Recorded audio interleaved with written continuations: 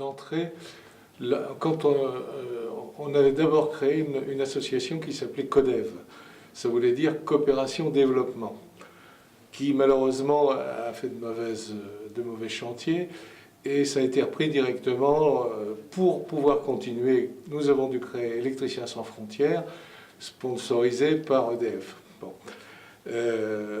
Il n'en reste pas moins que sur les chantiers, quand vous remettez en état un dispensaire, où vous installez sur la toiture des panneaux solaires, vous ne pouvez pas imaginer qu'on ne va pas remettre en état la toiture. Quand tout est pourri, vous remplacez complètement la toiture, vous mettez vos panneaux solaires et vous êtes sûr que pendant quelques années, au moins 5 ou 6 ans, il n'y aura plus rien à faire. De la même façon, on a été amené, parce qu'il y avait les docteurs qui étaient là, de les aider et de mettre des pompinettes dans les puits existants et ainsi de suite, toujours fonctionnant avec le soleil. Et puis, on a fait connaissance avec les élus locaux, les plus importants, à commencer par la députée du coin, très dynamique, ex-maire d'Ambalavo, qui bien sûr a tiré un peu les couvertures vers sa commune, n'est-ce pas?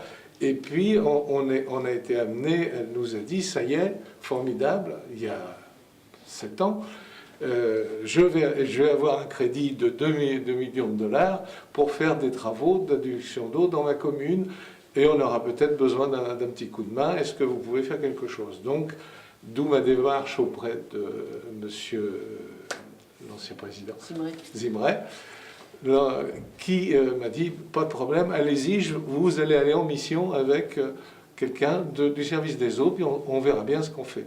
Bon, la conclusion de notre visite, c'est qu'on ne pouvait pas faire participer à une opération qui consistait à donner de l'eau à 60% de la population et laisser les autres crever de soif.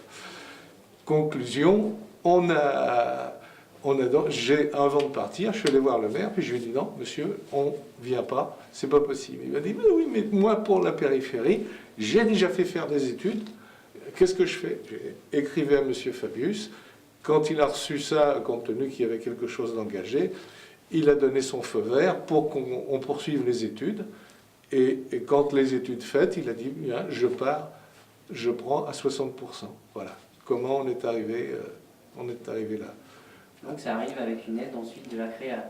Voilà. Voilà. Donc là, un gros projet, donc phasé. Il y a 3 étapes en fait dans le projet. Et la CREA est le premier partenaire, près de 60% du financement, 92 000 €. Et l'agence de l'eau aussi, partenaire de l'opération. Donc l'objectif, c'est sur 6 quartiers ruraux de mettre le réseau, l'adduction d'eau, l'assainissement, et de permettre donc à ces 12 000 habitants, je crois, d'avoir accès à l'eau, et à l'eau potable, et puis qu'il y ait un retraitement possible. Alors, l'accès à l'eau, entendons-nous, avant nous, c'était la corvée d'eau, les enfants qui partaient, qui faisaient 4, 5, 6, 7, 10 km pour aller à la rivière, archi polluée, n'est-ce pas? Et on revenait le résultat, plus d'école, plus rien. Et puis des conditions, disons, d'hygiène absolument épouvantables. Donc nous, ce qu'on leur a apporté, enfin, c'est de l'eau propre venant de la montagne, n'est-ce pas, des sources de la montagne, mais à des bornes fontaines. C'est-à-dire qu'en fait, il y a un comité de gestion, comme j'ai dit tout à l'heure, il y a 2 femmes qui généralement gèrent ça. On donne de l'eau pendant 2 heures le matin, on donne de l'eau pendant 2 heures le soir, de façon à ce qu'on n'épuise pas immédiatement toutes les ressources en eau. Et on a des réservoirs suffisamment gros et importants pour pouvoir encaisser les demandes du matin et du soir. Voilà. Alors, ce qui est intéressant, justement, c'est la pérennité de l'opération. L'idée, c'est pas de venir, de faire les puits et de repartir, ou de faire le réseau et de repartir, sans que ça puisse fonctionner à long terme. Donc, il y a à la fois le comité de gestion avec les femmes qui s'impliquent, la distribution donc, et la préservation de la ressource en eau, mais il y a aussi un prélèvement, par exemple, sur les récoltes qui va permettre d'assurer la maintenance. Donc, ça passe par l'implication des populations, l'implication des élus, évidemment. Et la CREA, elle est surtout intéressée par ces opérations qui durent dans le temps. Donc c'était l'intérêt aussi en Balavo d'aller Ouais. sur ce type d'opération. Voilà. Et alors, les fameux 10 ans demandés par l'agence de l'eau, pratiquement en impliquant la population, en les faisant payer, on est sûr qu'ils ne détruiront pas ce qui existe. Et puis, pour ce qui est de l'assainissement, ça nous donne du délai pour convaincre les gens parce qu'ils ont des habitudes. Et si vous voulez, c'est un système tribal avec des habitudes religieuses importantes. Aller aux toilettes, c'est presque une cérémonie.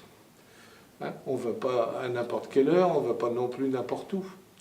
Il faut que ça soit bien dans un endroit déterminé, et ainsi de suite. Donc, à eux petit à petit, de s'habituer, d'accepter qu'ils aient des toilettes sèches dans leur maison, à côté de leur maison plutôt. Voilà.